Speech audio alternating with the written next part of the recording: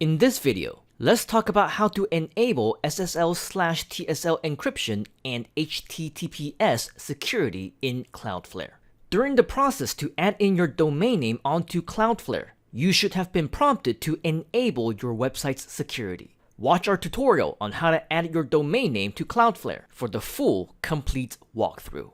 If you skipped that step, or if it did not show up in your process for whatever reason, you can still enable the security after you have already added in your domain name. In the dashboard of your particular site, you will see the overview page. On the top, you will see the list of features menu for the options you can activate for your domain name. Find SSL/TLS and click on it.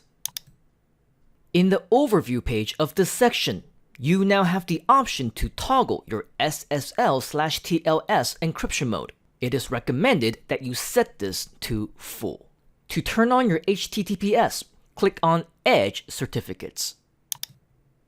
Scroll down to Always Use HTTPS and make sure that this option is toggled on. Your website is now secure.